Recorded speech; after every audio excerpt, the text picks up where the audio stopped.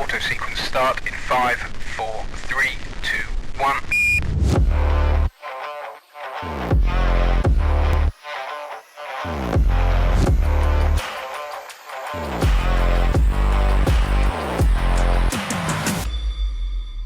Well, hello there.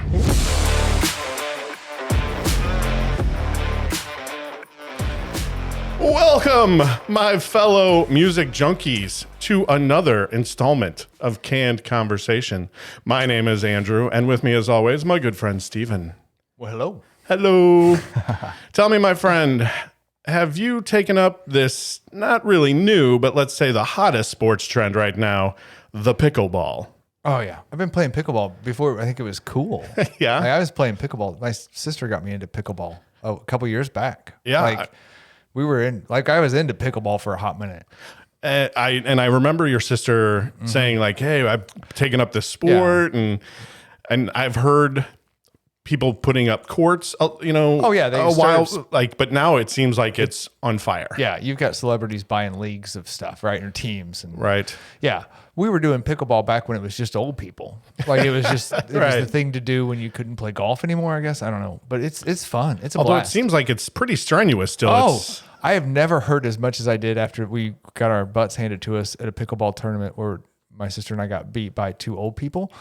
My quads, like it's everything's very like squat down, like it just get low. Yeah, get low. The ball doesn't bounce like a tennis. Like we're all tennis players, so I came from a tennis family. But yeah, pickleball, the ball doesn't bounce, so you're squatting down and bending over, and I hurt the next day. You're like, I want to get an extension for that paddle, I need a bigger so that racket. It's much too close to my hand. I need to be able to scoop. I whiffed a lot of ball. I just have too many bad tennis habits, but. Yeah, I take big swings, and people that beat us don't swing. Like they're just like, it's ping, get it back. It's ping pong, Right, and placement, right. And I'm over there doing full like tennis swings and trying to put top spin on. Like I'm trying to what?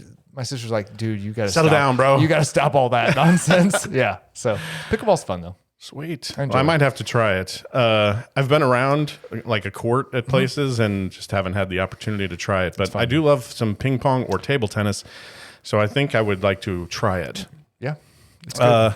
Well, let's get started as is our gimmick on this here show. One of us brings a new, unique, or rare canned beverage to try.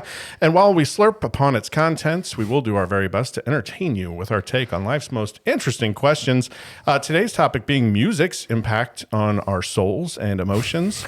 For those that have emotions and are not robots. Later in the show, we'll review and rate the canned beverage that we are trying and let you know if you should try it while powering through another live-action remake of a classic Disney flick. Wow. Seems to be pretty hotly debated. I think with the new Little Mermaid coming out, it blows up the internet for a second. I know when Aladdin came out, there was like death to Disney. Why would you do this? Why would you wreck this? Just vote with your feet, right? Like I don't need to hear it. Or wallet. Don't go either way, right? Don't go. Right. I don't. You don't have to support it. I see all things all the time that I go, I'm not going to go there because I don't like that.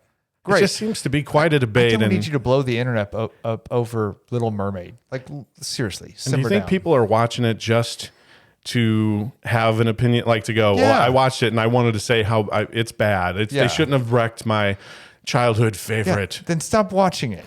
Just watch your childhood favorite and shut up. But if I didn't watch it, I couldn't say I watched it and it was terrible. Right. I couldn't be negative in the world. Right. I can't be negative in the world without watching something that I knew was going to make me mad. There's a conspiracy theory that Disney's doing all of this to re-up all of their, intellectual property of copyrights and trademarks. And, because some of that's will age out. Right. And it's like, Disney's like, we're having no part of that. Yeah. So anybody else could start playing. Right. Yeah. That makes more sense, honestly. I believe that 100%. It's all a money grab. Exactly. All right. So let's get a can going because I think that's what we need. Yeah. Why haven't we started one already? All right. Well, let's do this. You see, eventually, your music will help put an end to war and poverty.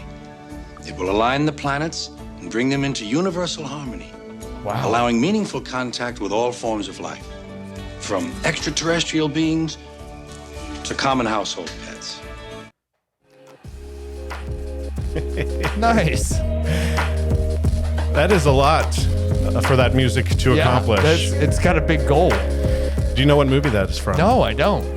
It's the voice is super familiar. Yeah, though. Holy you should Moses. know I was like, oh, is he gonna at least get the voice? Yeah, the voice is super familiar. It's George Carlin. Okay. Playing Rufus. Bill and Ted's Excellent Adventure. Oh.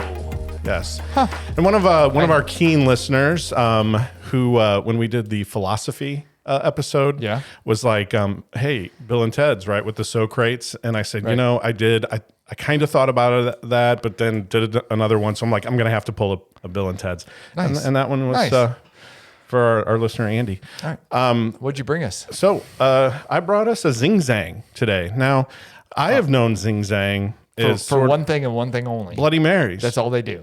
Well, but apparently not anymore.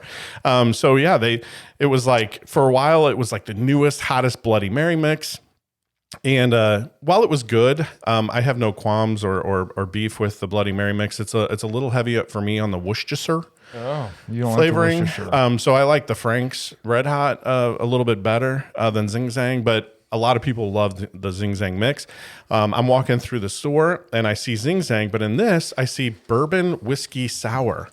And if you recall, we've talked a few times about some of the old parties that we used to attend for the families, right? Family get-togethers. They would have like the whiskey sour and the whiskey sour ice or the frozen whiskey sour, right? They would put it in the old Tupperware container. Yeah, it's an old school drink. It is, right? So I was like, oh man, Zing Zang's pretty good quality. So it says it's made with award-winning sweet and sour mix. And all natural ingredients. There's nothing artificial in this can. It's basically drinking out of a stream. I've grown sweet and sour before. Agree.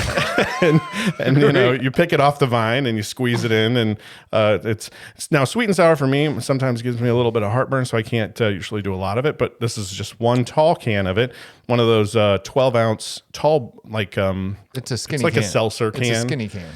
Yes, 12 Florida ounces. 12 Florida ounces. 9.0% alcohol by volume.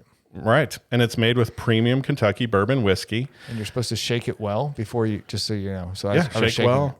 So. Best enjoyed cold. And this is really cold, just fresh out of the show cooler here at the studio. So I'm excited. I've been wanting to do this one for a little while. It's gotten pushed back in the queue, but now is the time.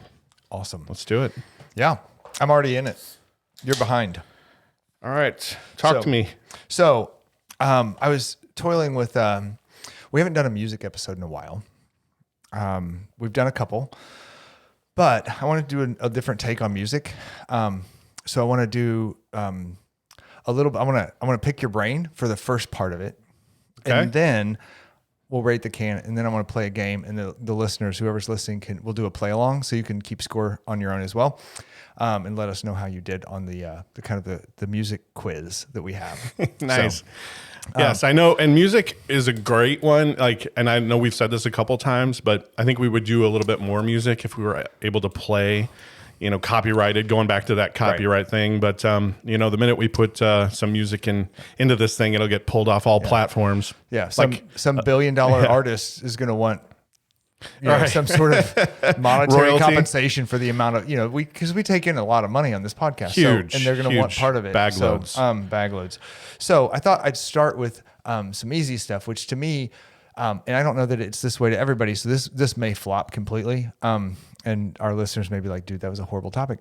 But music is an emotional connection for me. I love music. I like to try to play music. I can dig almost every genre. There's a couple genres I don't like, but so I wanted to kind of tap into some of that. And somehow, for some reason, that became the emotional appeal for this episode for me, is to go.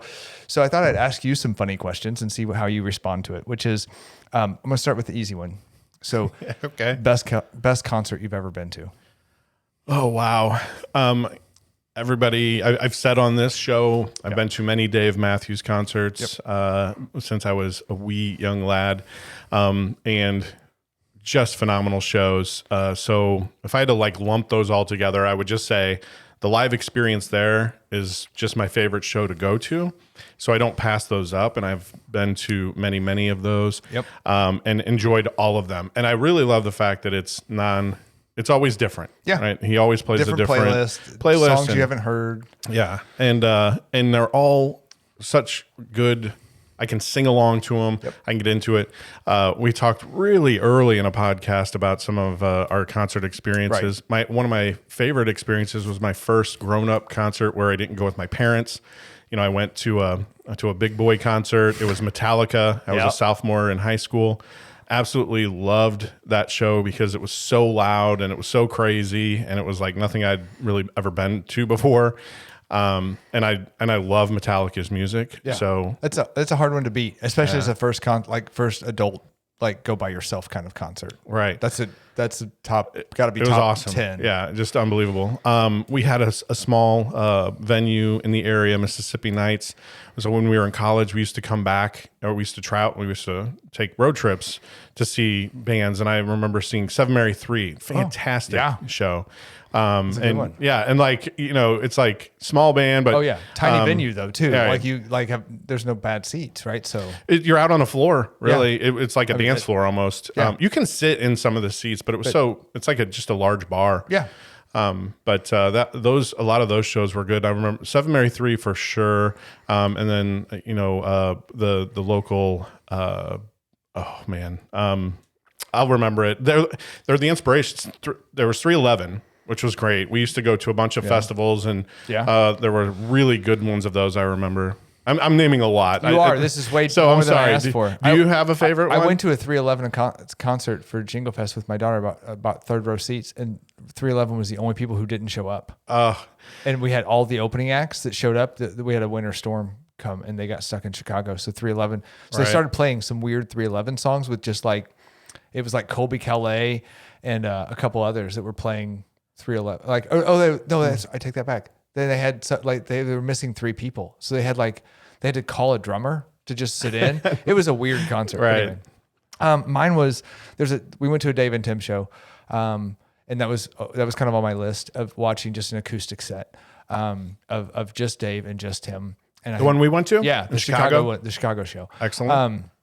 And so just watching that tiny little man, Tim, play that giant guitar and the things that he does on a guitar are just phenomenal. Like, Dave's a good guitar player, but like watching Tim accompany that was something I wanted to see live. I got to see it live. It was a pretty dope show. So that one probably ranks up there for me. And the other one, which you didn't mention, which I think is funny, is a show that you invited me to. The Three Doors Down, Hinder. Yes, that was awesome Seether, too. Like, what was the other one? It's not Seether. No. So Hinder opened. No, somebody else opened. Like some crazy band opened. Oh, and then and then Hinder, and then Three Doors Down came out, and the sets got progressively smaller. You remember that? Like the opener had like this monster mega. Oh yeah, the actual physical set. The physical set. Yeah, it was like that. All this stuff. All these stacks of. And as it got closer to the opening act, they started tearing all of that down. It was just a big giant drum stand by the time that, and we didn't even care that like Three Doors Down was like the least favorite part of that whole concert. That was like I enjoyed. It was Stained. Stained. Yeah, and that was I love Stained. And I couldn't have cared less about any of those people. Like I just went for the fun, and I was so surprised how much fun I had at that concert. Like, people around us were crazy. Yeah, like it was insane. And there were Hinder songs we had never heard, but we loved when we heard them. We're like, this is awesome. Stuff I would never listen to. I would have never gone like, I'm going to buy a Hinder album. I went to the concert. I'm like, dude, I'm 100% into Hinder. I'm like, like it was crazy. And Stained was fantastic, but 311 really they were good. No, not 311. Three Doors Down. Three Doors Down really played a fantastic show. And their music I think is sort of that. It's like a good baseline for a rock sort of not too alternative, but good energy. And man, they tore it up. I also, I'm just keep thinking of a new one like Tom Petty. I went to Tom Petty. Oh, that's a good one. That was fantastic. I think he died, didn't he? He did, that's unfortunately. Too bad. So you can't see that one in concert anymore. So glad you got that one. It was so good. Bush saw them. They were fantastic. Live, unbelievable. The show was so good.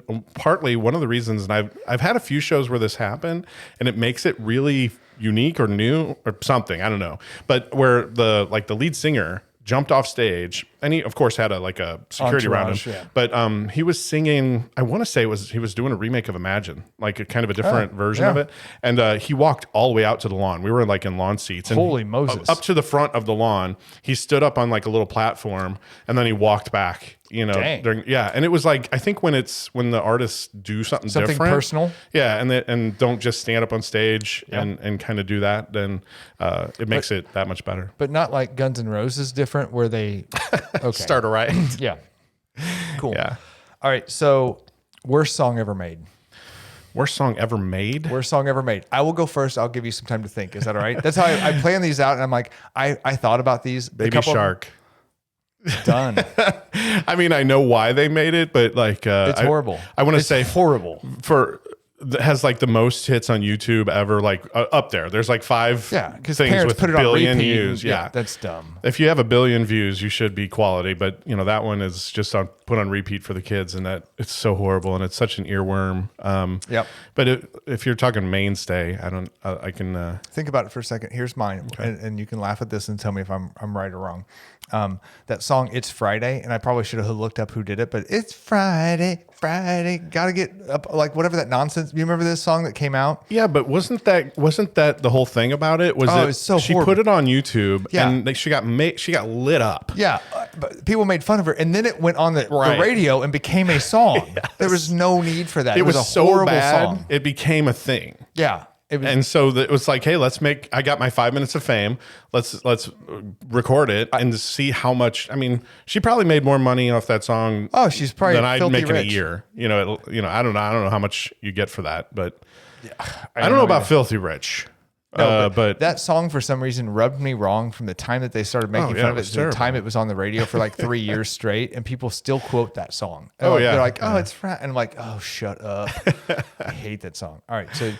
Do you have a better one than Baby Shark? Because that's a pretty solid choice. Not gonna lie. I'm sorry, some of our listeners, but there's some country songs that some old school country, and I know the people that love country, they love that old school stuff. But man, that's slow, twangy. It's about my pickup and my dog.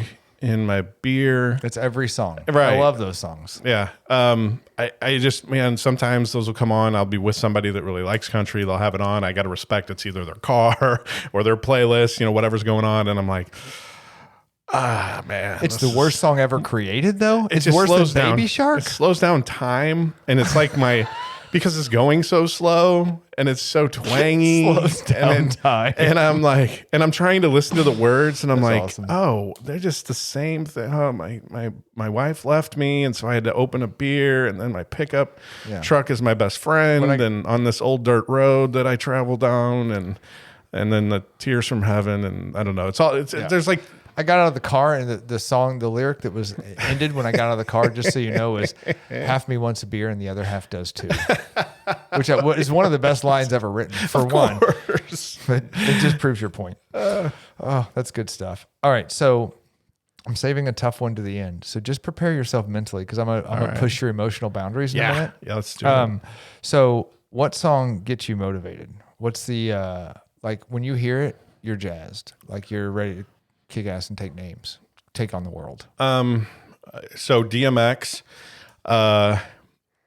X Gonna Give It To You. Oh, I have that on a few like I tell Siri has a good one. You can do shortcuts. I don't know because I don't have Siri. Okay, that's right. You have that low rent phone. I call mine it's like a flip phone. Yeah, or I call it Captain Jack, and he's like, "I'm not answering questions today." I'm like, oh my gosh! When sometimes the kids will get in, and it's not. They had to wait till they got older because it's not real age appropriate for young ones. But gonna give it to you. That one will get me pumped. And then for personal reasons, Tomorrow by Silverchair.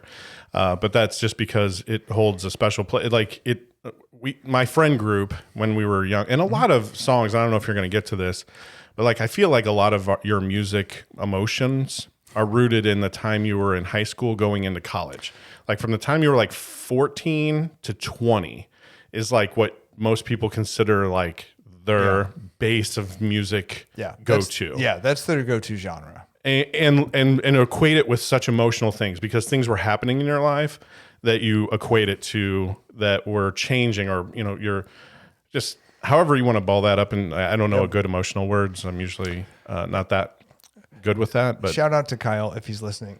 I talked to him about the podcast tonight and said I was going to do this topic, and he's like, music to me is an emotional connection to a time period. And he goes, so I will purposely make playlists for trips because I want to remember that trip with good music. Like that every time I hear that song, I'll remember that trip, which I thought was very key, right? Is that you associate memories with songs. Like that song comes on, you're like, I know exactly how old I was. I know what we were doing. I remember going to this place. Like it's very emotional. There's an emotional connection, which is why I chose this topic, is because there's a very emotional connection to music in general. And there are times, and I'm sure this has happened with you, but if you hear a song will come up, and it was a very specific time. Like if Candlebox You comes on, I can smell my friend's car that I was in when I listened to that the most. Right? Like that's awesome. It's a physical sensory response. Yeah. When I'm like, I smell the car. I mean, because we listened to that thing on many times. Oh yeah. And in that car, and just driving around, seeing what kind of trouble we could get into. Yeah. Back then, you didn't have Spotify playlists that had a billion songs available. You had a CD, and you're just like repeat, shuffle, or a tape player that just was like, well, it flips over to side B, and you listen to those songs too. Yeah, we were just starting to drive before the recordable CDs, and I want to say we started doing that towards the end of high school, where we could actually put together that like the mixtape of CDs, which was great. But the other one that I have an entire playlist that gets me fired up, and I call it Wake Up Juice. And I have a lot of songs on there. If you only had to pick one, it's that DMX song. That one for sure I play the most when I want to get hyped. And my kids know it. They sing it. My wife asks for it. Everyone, I'm like, you want to get hyped? And she's like, you can play it. And I'm like, let's do it. You want to get jacked up? Let's go. That's right. So mine's a weird one. And I don't know why, but there's a song. So right now it's by Van Halen. The newer Van Halen, not the old Van Halen. Right.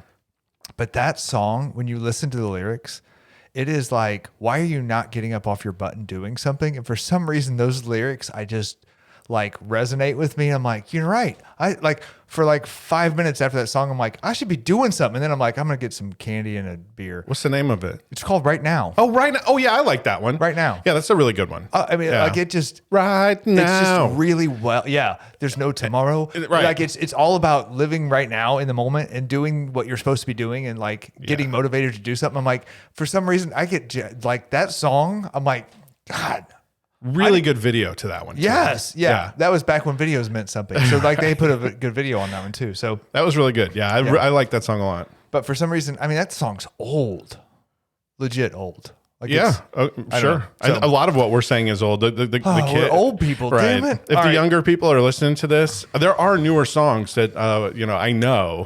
And I love newer songs. Right. But there's nothing that resonates with your there's stuff that you go, if I hear that song, I hear it 100,000 times. Every time I hear it, I get jacked up on something. Like I'm like ready to go, right. Get in a fight or do something crazy. Yeah. Ramp a Welcome car. to the Jungle. That's a good one too. And that scream at the beginning of it.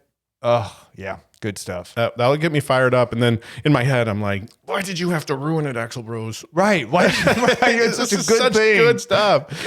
What was the other one? November Rain is phenomenal. It's slower though. It builds. It has a build. really good to that crescendo of Slash is just completely ripping on the guitar. Just know, So I good. almost had a trivia question later that talked about what if you knew the difference of what crescendo was, and I threw it out because I'm like, I think he probably knows. That's awesome. Okay, so what song makes you so happy that you have to sing it no matter where you are? So when you hear it, it comes on, you're in. You're like, this is my jam. I don't give a crap if I'm in the middle of the mall, if I'm at a stoplight with my windows down, if I'm in a crowded, if I'm at the stadium and I'm watching a game and it comes on, I'm freaking singing it. I don't give a crap. It's my jam. So I'll start with Pearl Jam's Elderly Woman Behind the Counter. Yeah. And I will stand. If I was in a stadium and they played that, I would stand up and start singing that. That's a good my God, it's been so long. Yeah, that's a good one. I haven't seen. Right. I love, and again, that goes back to, we used to sing that as a friend group and no one cared how they were singing. Yeah, no, because honestly, when you listen to Pearl Jam, you can sing horribly with him. Right. Like if you listen to like Yellow Ledbetter. Oh, fantastic song. Like I don't think those are English words.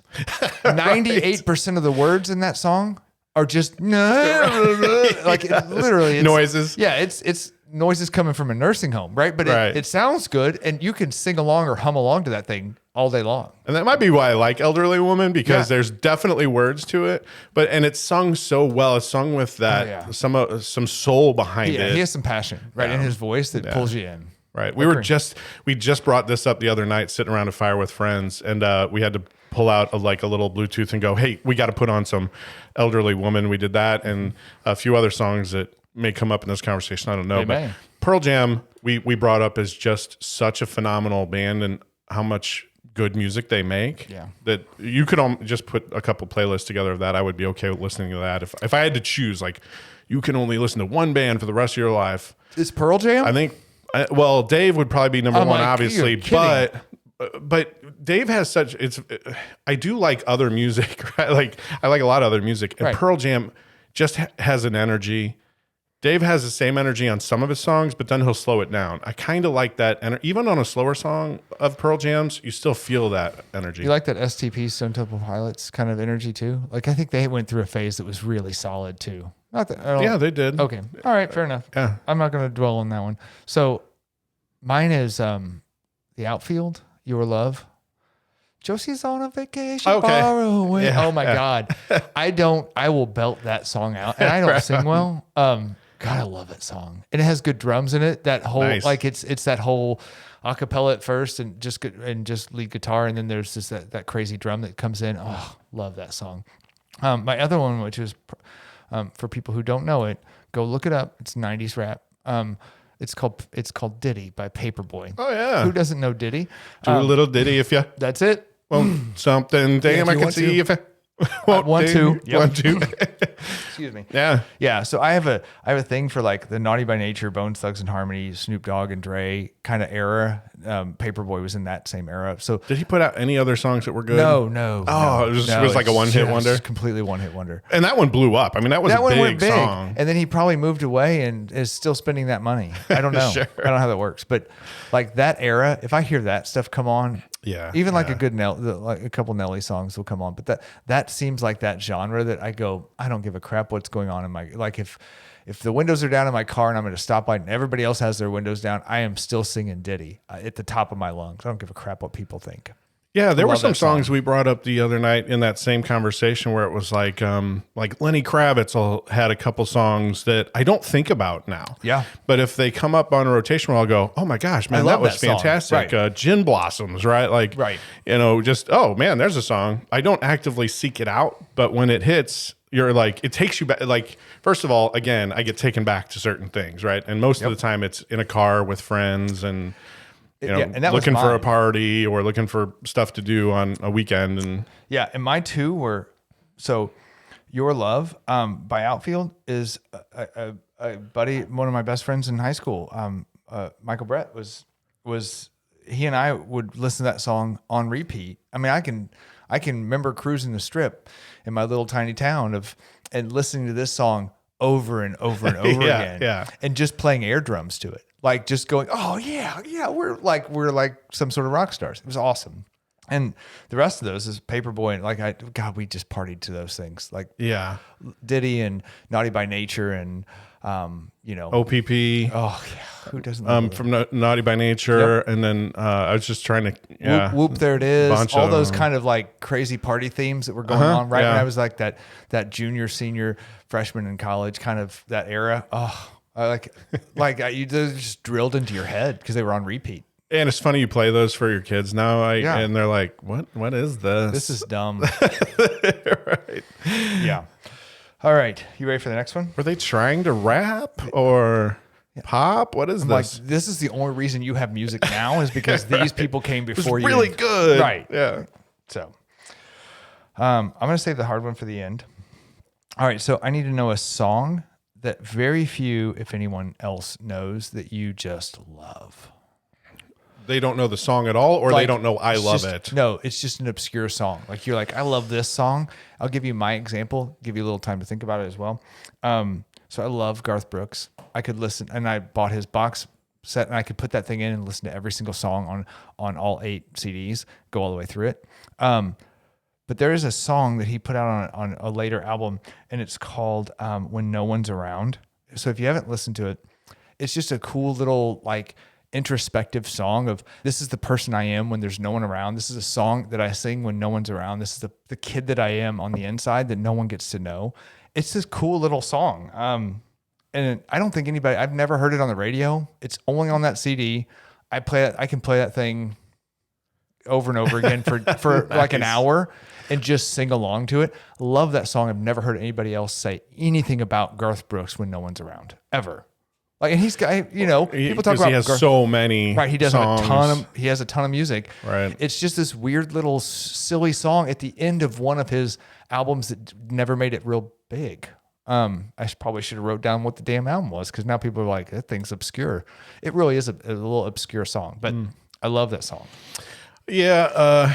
For me, if you had to go something that was probably at least on an album that had lyrics, Dave. Well, song that didn't have lyrics? I'll get to that. Yeah. Oh, okay. So like Dave has, I love, I'm on getting there.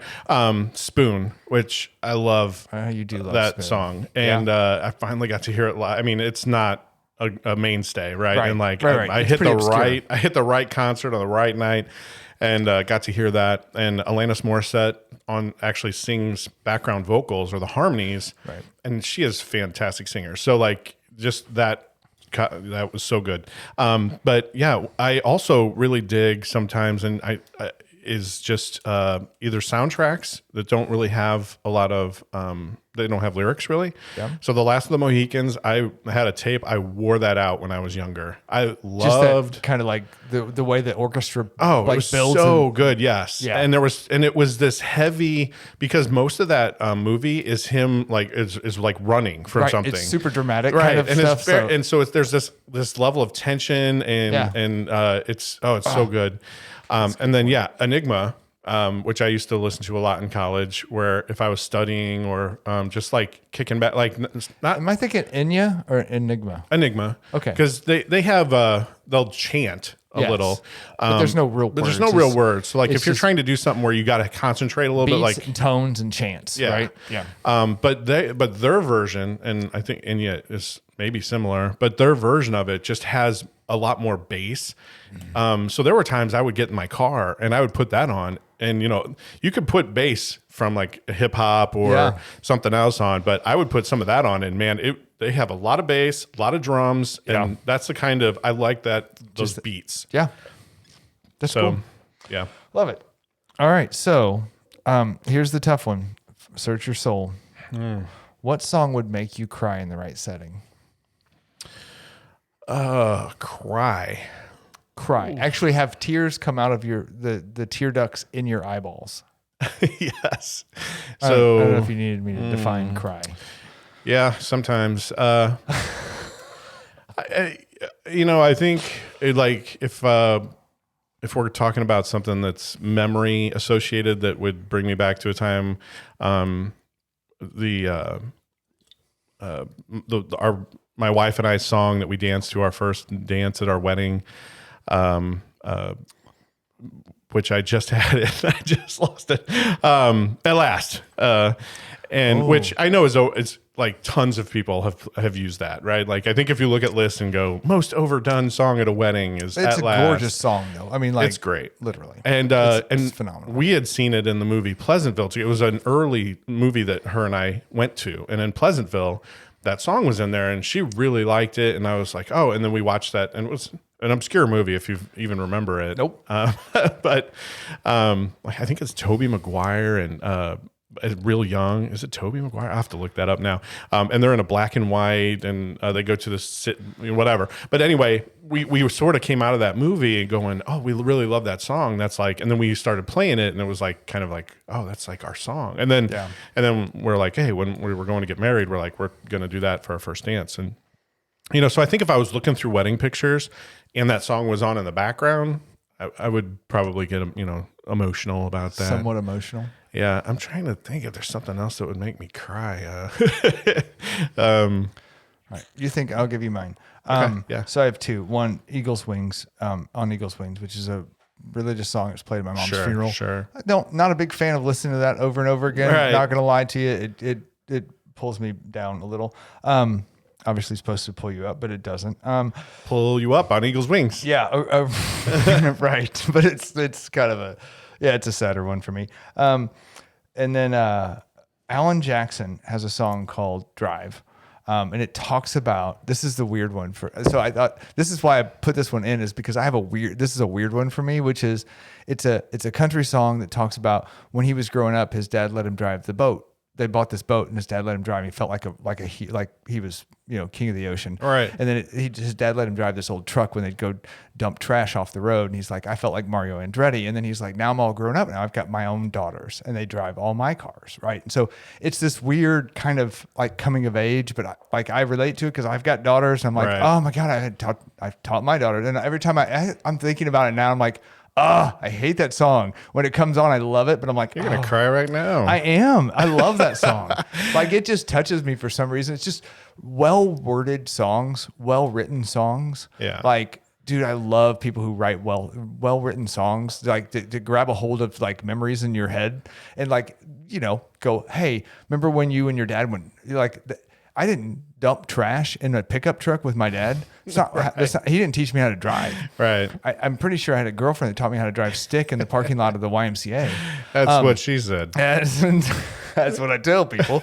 Anyway, so, but yeah, like I don't have, but like somehow those lyrics just pull me in, and I'm like, oh, those are the good old days when my dad would go out and we'd dump trash off the road. And I'm like, that never happened to me, but I kind of feel like I'm tied into that song for some reason. Our country singer lovers are going to hate me for this, but I feel like country tries sometimes too hard. So it's like that butterfly kisses. Is that a thing with the daughter and the dad, and Christmas shoes, right? I don't know that one. Oh man, that's one where it's like someone's dying in it, and it's like their last wish is Christmas shoes, and it's there on Christmas morning. Oh my gosh!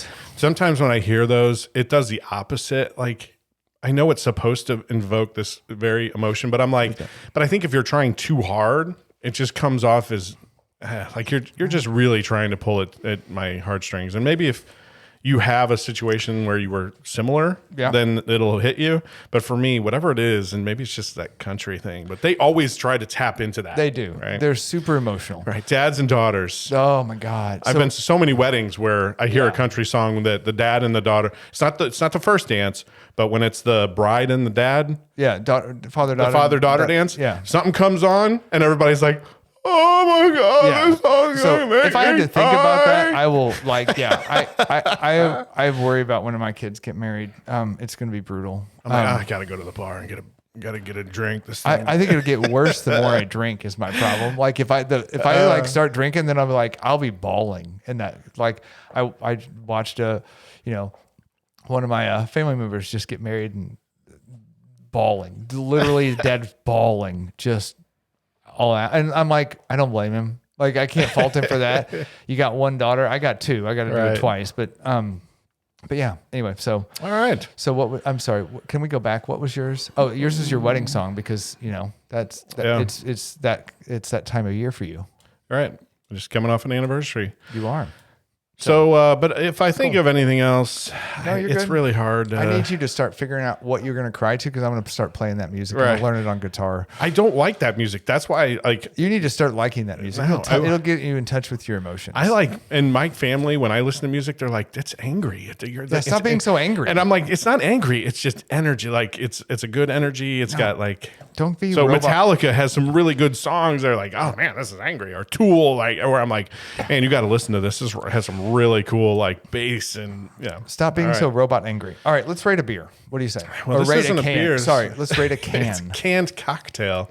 This thing is phenomenal. I am loving it. Like I said when I opened the can, that sweet and sour usually does me a little wrong. Yep. But so far, so good. It is smooth. I can taste the sweet and sour, but I love it on top of the bourbon. Whereas normally margaritas, I think, are the popular place for the sweet and sour to live. Yeah. I would say probably more so than most other drinks, right? Anything you put an umbrella in should have sweet and sour in it. All right. But dang, they did a good job on this. This is, I know. I'd almost go, I can't quite go 5 because I don't know. Oh my God, you're close to a 5? I was close. I just don't know if I'm going to push this on I other almost people. wrote 4 down already for you. 4 is for sure. We're at a 4. Just something in my. You can't push this on people. Yeah, I'm probably I'm not. sorry, I'm not talking to you. My only thing that I would think is kind of, because I'm going to bring this up when I see people. I'm like, hey, do you know Zing Zang makes a whiskey sour? That, you know, because everyone knows it for their Bloody Mary mix. Yeah. But like, if you haven't heard of this, you should try it. This is good. Okay. 4 all day long. All right, so you're at a 4. I was at a 2 when I started. Something about it, like I was like, this isn't good. And I think it's that there's sweet and then there's a bitter of a bourbon at the end of it for me. And so I'm like, I'm at a 2. But then I drank 3/4 of it, and I'm like, I could probably drink another one.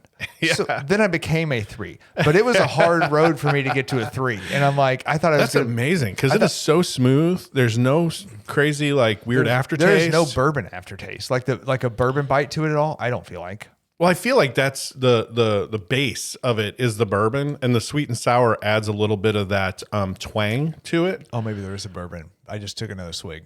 Yeah, All right, I'll give it's you sort of like your baseline. Like it's doing the heavy lifting, but the thing in music terms, right? You have the heavy crescendo? lifting of the drums and the bass player, and maybe the guy playing or doing the guitar, but he's only really playing rhythm that guitar. rhythm. But who's this? What's the sexy? What gets all the what's the notoriety is the loud. You know, either that the guitar doing the riffs or lead guitar or a something weird making a lot of noise. saxophone player, Right, getting crazy. That's off. So I want to say something. that's what's on top of it. Okay. Is a little that sweet and sour is adding just a little bit of party to an otherwise just a good bourbony taste. All right, so you're at a 4. where I get this I'm one at a you're at a 4, almost 5. I'm at a 2, a 3, almost Right. 9 to 2. That took you a minute. It did, but it took me a while to get there, but I got there. I'll drink another. I mean, do you have another? Yeah, came in a pack of 4. Great. All right. So we're gonna do a quiz. We're playing a game. We're playing a game. So for people at home, I've turned around the sound maker machine. yeah. So I got the board in front of me now. Yeah. I have all the control. I can hit up and down. Right. That's all I need. This is There's a big green thumb Yeah, up that's for all I right need. answer. There's a thumb down red button. So it's multiple choice. Should be fairly easy. If you're at home and you're playing, find yourself a scratch piece of paper. I'll wait. That's long enough. Find a pen and paper. Write this down. I want to know what your score is. There is 12 questions for this. Okay.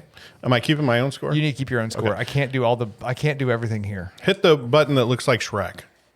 The button that looks like Shrek. Yeah, there's pictures on there. Oh, there he is. Hold the phone. Got it. Okay. All right, I'm keeping my own score. I am Keep ready. your- All right. Question number 1. Who was awarded the very first gold record? So your choices are the Beatles, Elvis Presley, Perry Como, or Nat King Cole. All right, I am going to go with Nat King Cole. Nope. It was Perry Como in 1958. Yeah, I thought the Beatles were too obvious, like because you know, and I know Nat King Cole won a lot of awards. Like he sold so much music. Yeah. It was ridiculous. But Perry Como in 1958 recorded "To Catch a Falling Star," and that's what won the first gold. Of course. There you go. Great job, Perry. Nice work. All right. What pop singer is known as the Material Girl? I'm going to go with. Hold on, wait. I have options. Christina Aguilera? Can I get bonus points if I don't get the options? No. Taylor Swift, Madonna, or Britney Spears? I'm going to go Madonna. Yes. In 1984. And she said she hates Because we are living in a material world. She said And I am just a material girl. That is her. The Material Girl was her hit single that came out in 1984. She hates it and said, and supposedly claims she would never have written that song had she known that name would stick to her. Okay. Right. I question. I whether or hate not- things that make me money too. Yeah, I do too. They make me filthy rich and famous. Everything. Okay, so nice work. Keeping track at home. We're on question number 3. And I have a score of 1. You do have a score of 1. The Depeche Mode. Familiar? The Depeche Mode. Yeah. Yes. What Depeche Mode song was inspired by a Priscilla Presley's book, Elvis and Me? Yeah. So okay. here's your choices. Yep. Sweetest Perfection, Strange Love, Personal Jesus, or World in My Eyes. Because I don't know the answer to this, and my favorite song of Depeche Mode is Personal Jesus. My own personal Jesus. I knew that was going to be a give me because I who Yes. else knows any other song from Depeche Mode? But I had to put They it had in a there. couple. Sure. Not that I knew a Personal lot of, Jesus, but Personal right? Jesus is fantastic. All right. So here is a more math related question that I would like for you to try to answer. Here we go. How much pressure do the strings of a grand piano exert on its frame? Your options are 30 pounds, 300 pounds, 3 tons, or 30 tons. Oh my. All right. So this is how many in pounds, right? In pounds. Pounds per square inch. Yes, lbs. How much How much pressure do those things get tightened do the to? strings of a grand piano exert on its frame? And it was 3 tons and 30 tons because I'm assuming it's something way higher than 30 pounds, 300 pounds, 3 tons, or 30 tons. I'm going to go with 3 tons. It is 30 tons. Oh, Each string is tensioned to That's 160 crazy. to 200 pounds, resulting in a combined force of 30 tons on a concert grand piano. Oh, so that is total. That isn't per square inch because if it's per square inch, it's probably 200 per square inch. So total, if you add it all up, all the square inches, then it's 30 tons. Are you trying to tell me my question's flawed? I mean, I I just got these from a reputable source. I was guessing on a per square inch basis, not a total basis. Okay. That makes me cry. That's sad for you. What is the oldest surviving musical instrument? A flute, a trumpet, a drum, or a lyre? Lyra? L-Y-R-E? Sure, liar. Well, I didn't want to say lyre because I feel like that's not it. Those, the wood nymphs of the forest play the lyre, right? Oh, It's, okay. Great. It's that like a tiny semicircle. Yeah, tiny harp is what I would go for. So flute, What trumpet. could be older than the drum? I mean, seriously, like we had to have been hitting drums for the first time a man could hit something and make a loud noise with it. I got to go with drum.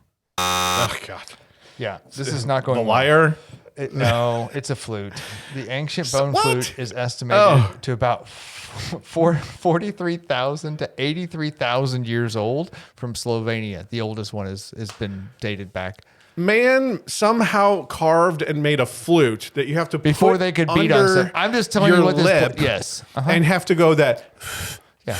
I mean, just right, because if you've ever tried to play a flute, It's right, hard. like no one other than a trained flautist can play those things. I'm just saying they were calling Oompa Loompas back then, probably because that's what.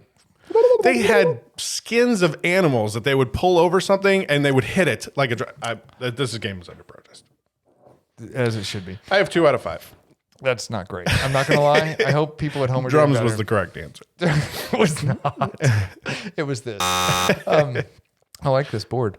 What singer holds the world record for the most words in a hit single? Busta Rhymes, Eminem, 50 Cent, or Kanye West? Oh, What singer holds the world record for the most words in a hit single? Busta Rhymes, Eminem, 50 Cent, or Kanye West? so if this wasn't multiple choice, I was gonna guess like we didn't start the fire because there's like a lot of like, Oh, that thing is quick. Yeah, that's right. There's no a joke. lot of words Yeah. going quickly. So I'm gonna go with Eminem because I feel like I've heard somewhere he has a song. All right. He does have a song. That was like ridiculous. He's got the a- amount of. I mean, he goes so fast you can't really even hear a lot is of the a- words. Yeah, this is a weird one for me because I can't fathom that this actually exists. But he's got a song called "Rap God." Yeah, yeah. And it's a 6-minute track and it contains 1,560 words, which means Eminem is rapping at a tongue-twisting 4.228 words per second. Yeah. To get that. Hence the name of the song, right? I mean, I think that's what he built his career on, is being that level of good. Yeah. And he is fantastic. That's ridiculous. Yeah. Four words a second. Yeah. 4.28 words a second. That was a I'm going to show you exactly how good I am. Yeah, I'm gonna pace myself. And then I'm not going to be humble about it. I'm going to call it rap God. Yeah. and you will bow to it. That's so many words. Yeah. Okay. So there you go. That's a 6 minutes of it though. That's what is crazy to me. 6 minute track. It's a 6 minute track. Right. I don't think 50 Cent's getting anywhere near that. Like, No. I love the man to death, But he's not getting right. You can't get 50 Cent to 1,500 words in a song. All right. Ooh, we're gonna test your genres. Okay. So you got that one right. So you're at what, 3 out of 6? That ain't bad. You're at 50%. 50%. All right. Which jazz musician was known for playing a bent trumpet? Man, I can see this in my head too, because it's got the It goes up. The bell goes up. Yeah. Yeah, and I don't think that's giving it away, but you've got a couple good options here. You've got Louis Armstrong. I knew that was got coming. Miles Davis. You got Dizzy Gillespie, and you got Chet Baker. All right, I'm gonna go Dizzy Gillespie. Yay! Nice work. It actually started because his trumpet got bent at a party that he was at, and it actually changed the sound. And he thought it was different enough that he liked it, and he kept it. And he started having custom made trumpets after that. He was thrown down at a party, and it fell, got bent. And to me, I believe the reason I chose his name was because I knew he played that instrument more than others, whereas like some of the other ones, like Louis Armstrong, they weren't always playing that. Yeah, I would have failed that one. I would have gone Louis Armstrong all day long, just for the record. All right, so which rapper is famous for wearing parachute pants? MC Hammer. Damn it. I knew that was too easy. Can't touch this. No, you can't. All right, so Which rapper lost the most money in the shortest period of time? period of time? Went from rich to broke. All right, so we're on question number 9 for those keeping track at home. Sorry, if you were playing at home and you kind of wanted to know and you didn't know that, I'm sorry. We kind of screwed that I up. should have waited. I will wait on the next one. All right, appreciate that. I won't show off. What does Freddie Mercury attribute his enhanced vocal range to? Is it genetics, extra teeth, larger lungs, or lots of practice?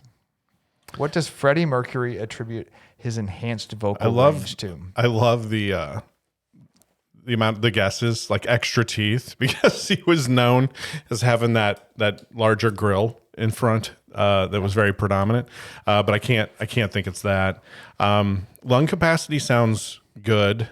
I don't think he would have attributed it to a lot of practice, because I think that's an easy one. Like, oh yeah, but just practice enough. Keep singing. So I'm gonna go the lung capacity. So you made fun of it, but it's the teeth. Freddie Mercury was born with 4 extra teeth, and he attributes to enhancing his vocal range to this. What teeth enhance your vocal range? He refused to have his teeth fixed, fearing that it would affect his vocal ability. I could see where it would probably change your sound, but I can't. 4 extra teeth. The man was born with 4 extra teeth. And that's what he said. This is why I'm such a good singer. Yeah. I have no idea how that works. I don't think he's right. I think it's probably genetics. But I'm going to go with he says 4 extra teeth, and that's what the survey says. Yeah, genetics plays a large part. But genetics gave him the 4 extra teeth. That's true, too. So it still works. It could have been genetics. So, all right. So this is going to test your 5. Yeah, this is going to test your history. What is the first rock and roll song to hit number 1 on the charts? Is it Tutti Frutti? Is it Rock Around the Clock? Is it Heartbreak Hotel? Or That's All Right? That is a really good question. Right. All right. That's a good song. I'm just kind of thinking through it. One more time with the... So it's Tutti Frutti. Right. Rock Around the Clock. Heartbreak Hotel. Or That's All Right. I'm going to go with Rock Around the Clock. Yes. So first Rock Around the Clock hit was by Billie Holiday. and his Comets, and it held the spot for 8 weeks. First rock and roll hit to ever hit the top of the charts. Was it Billy Holly or Buddy Holly? Nope, Billy Haley. Haley. H-A-L-E-Y, Okay, because sorry. I knew Buddy Holly. No, he He's the died. day the music died. Yeah. Do you know the name of his plane? Oops. No, I don't. American Pie. That was the name of the plane. That's why it was. It was okay. almost one of these questions, and I kicked it out just for the record. All right, so There's a Buddy Holly statue in Texas. I used to work with people that in an office that was down there. It's not Amarillo, but that's just up the street from it. what? There's a town near Amarillo, Texas, and it has a Buddy Holly statue. Oh, nice. All right, we're on question 11. If you're playing at home, I got 6. we're getting close. We only got 2 more questions. All right. And we're done. Here we go. So I love this question. What was Bob Marley's song, I Shot the Sheriff, really about? Your options are birth control, his record label, the media, or Irish Republican Army. Again, Birth control. Bob Marley's first, Bob Marley's I Shot the Sheriff song. Was it about birth control? Or Who didn't turn off their notifications? seriously, dude. That's ridiculous. Birth control, his record label, the media, or the Irish Republican Army? Oh man, the story I thought I heard was like his dad or got in an altercation, and because it's I shot the sheriff, but I did not shoot the deputy. It was like I thought that was like based on a real story of like, oh, I got in this altercation with the sheriff, but I didn't. The deputy was fine. So all 4 of your answers do not sound right. But One of these answers is right, though. according to your source. So I'm going to go with Irish Republican Army, IRA. Okay. I don't know. That song is about birth control, Birth control. which I would not have guessed, which is why this is one of my favorite questions. And it's basically in the documentary that they made about Bob Marley, Making of a Legend, his ex-girlfriend actually reveals the origin of the lyrics. She explained that the lyrics, Sheriff Brown always hated me for what? I don't know. Every time I planted a seed, he killed it before it could grow. Oh, geez. Is actually about his Bob Marley's response to his girlfriend. He hated that his girlfriend was on birth control, and he was pissed at her for being on birth control. Oh, so, my. like the whole undertone of this song changed for me. Yeah, I'm like, for sure. I would have never have guessed it's about birth control. But yeah, she's like, yeah, this is about how pissed he was that I was on birth control, and every time he planted a seed, I killed it. Okay. I'm like, wow. Yeah. Okay. Great. And, and did he have a lot of? He had several kids, so he may have been. He would have had more had Right. the sheriff Sure. not been shooting stuff down. No. Yeah, there you go. All right, so last question, number 12. 12. And this is for hopefully one of our listeners, Shannon. So, how many different instruments does Prince play on his debut album? Probably all of them. So But is that a guess, or do I have to actually you name have to say many? how many. So it's 0, That's not right. 3, 9, or 27. Oh my gosh, I'm sure this is going to be like the piano one where it's 27, because that guy was prolific. He could play the lyre, the drums, the flute, all of those ancient. All right, I'm just going to go 27 because it sounds crazy. And yeah. Yeah. So he is listed as, in the album notes, he wrote, produced, arranged, composed. Pressed the CDs, He drew the artwork. for all 27 instruments that were recorded on that album. I do not That's at all. insane. I do not. 27 instruments. Right. It's not. What am I trying to say? It's not a surprise. Like from everything I've gathered from his prowess of being able to play musical instruments. The only other person I think I've heard of that is like Beck. I think on one of his albums he played something silly like 10. And did all of his right. And he wrote all the music. And I'm sure Prince did this as well. Then you get in the recording booth and you have to record that. And then you record the next one. And then and it's all overlaid. Yeah. So he's then assembling Back all before of they had those this. loop pedals and tracks and that Right. kind of, like you were playing the whole song, record, like lay down a track of just guitar and then lay down a track of just drums and Right. layer that on top of just amazing. a tambourine or whatever else. Like I can't even think of 27 damn instruments that you would play on one of his things, but that's impressive. Like, that's every form. That's rhythm, lead, bass guitar. That's drums. He's got a lot going on. That's ridiculous. Here's a great question that this is probably one of my answers to is, who is the musician that you respect the most for their abilities, but do not listen to because it's not your cup of tea? Prince by far is that one. I can't disagree with that. There's a couple Prince songs I like. I'm just not into Prince. If somebody plays it, I'm like, that's okay. But the dude was just ridiculously unbelievable, like right? Just amazing. idiot savant about music kind of thing, right? Like he's just above and beyond most people's comprehension And even of music. in the marketing, that whole thing with the name and changing it to a he's symbol, just ridiculous. because Way he ahead was- of his time. Yeah, that Way he ahead. knew that he could still be called Prince, by changing his name to a symbol. I mean, It was impressive. it was very impressive. Yeah, the dude was ridiculous. Yeah. So we do have one of our listeners out there who's a Prince fan. So hopefully, Oh, we have I know a few. We know a few like die hard. like Shannon's one of them. She's all about Prince, and I get that. And, yes. So All right. cool. That's all I have for. Let me know what I you got do. 7. I am aware of how many you got. 7. That is Out of not 12. a great score. It's but better than 50%. And That's I true. feel like with the level of questions that you gave They me, were tough. And I knew a few without having to hear the You did. multiple choice. Yeah. So for you playing at home, you folks, send us what you got. Let us know if you can beat 7. That's the score of the podcast. So, all right, that is all I got for music. Did you like it? I did. That was great. I love that we talked a little bit more in detail. We haven't done a music, like you said, in a while. And I know we kind of hung out in our area, I would say, 90s to Yeah. early 2000s with a lot of stuff we did. But we talked a little bit about some of the newer stuff we like to listen to.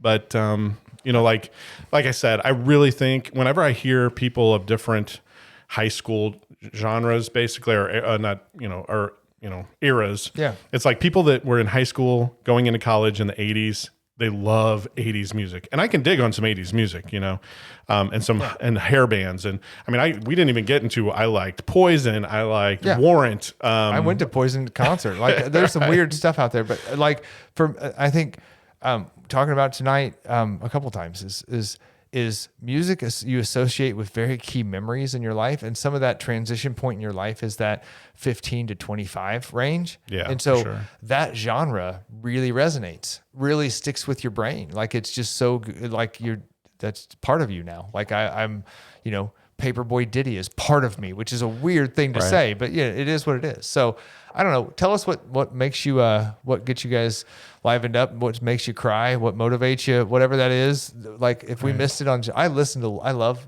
current music now, but that old stuff, that by old, I mean, the stuff I like, that's the stuff that fires me up. So Awesome. I hope people enjoyed it. Me too. So we're all around in the different socials, where you can find us, hopefully. Absolutely. So I think we're good. Yeah, I'm good. All right. Thanks you.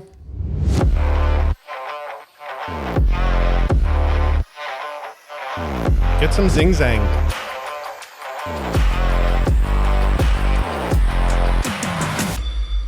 Would you like us to sing you a lullaby? Something to maybe help soothe the fact that the show is over? All right, well, here it goes. Goodbye.